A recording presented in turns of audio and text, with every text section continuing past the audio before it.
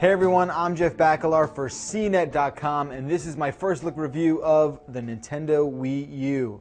Now, before I get going here, I need to disclose that as of this recording, there are a lot of features not yet accessible on the system. These include Wii backwards compatibility, Nintendo TV, Wii to Wii U transferring, eShop, Miiverse, Wii U video chat, access to the Nintendo Network, and all the streaming apps like Amazon and Netflix, and even more stuff. We're told that some of these features will be available on day one and some won't.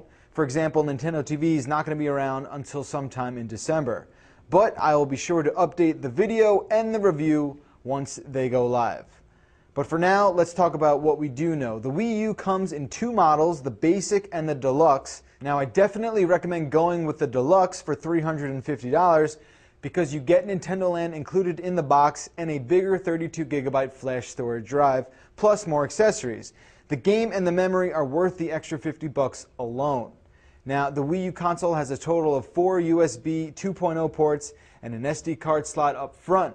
There's an HDMI port in back, along with slots for a component connection, power, and the sensor bar. All Wii games and controller accessories work with the Wii U, so there's no need to buy any more if you already have some old ones laying around. The Wii U provides a unique gaming experience using a rechargeable tablet controller called the Gamepad that can use motion and touch control to interact with games. The battery lasts about 3 to 5 hours depending on what you're playing, and it takes about 2.5 hours to fully charge. One of the coolest and most promising gamepad features is the ability to play off-TV games, which place shifts all the action onto the gamepad.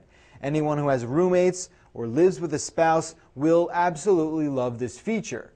Now, not every game supports this, so you have to read up beforehand on which games do. At launch, only a handful of them support it, like New Super Mario Bros. U, Darksiders 2, Assassin's Creed 3, and Call of Duty Black Ops 2. Now, the range of the gamepad is good, and as long as I had it within the line of sight of the console, I was able to use it around 25 feet away. However, once you go into another room, that distance drops. Through just one wall, I was only getting it to work at around 10 feet away from the console. Now, playing with the gamepad is a lot of fun, but it's a really big and cumbersome unit. This is over 10 inches wide. I have monster hands, so I can only imagine how a small child is going to have to really grip this thing. The gamepad only weighs about a pound, but it does take up a lot of real estate. There are a ton of buttons on the gamepad too, so there's plenty of room for controlling almost any type of game thinkable. It's a very versatile controller. The gamepad is very responsive, and there's absolutely no detectable latency issues at all. Now, the Wii U's interface looks just like the 3DS's, with rows of tiled icons that represent games and apps. The menu screen can be swapped back and forth with the gamepad screen during most instances.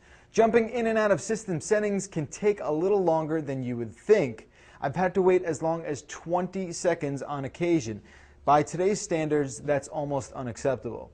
The Wii U is the first Nintendo console to support HD gaming, and playing Mario in high def for the first time is awesome. Most of the games look fantastic and are just about on par with PS3 and Xbox 360 graphics, though video files out there may spot some shortcomings with texture and frame rates. There's definitely a learning curve with the gamepad, and I found that I don't always know where to look. There are some visual cues on screen, but some games assume that you already know what to do. While Nintendo TV will allow for the combination of live TV, guide viewing, content discovery, and more, the gamepad can only currently control your television.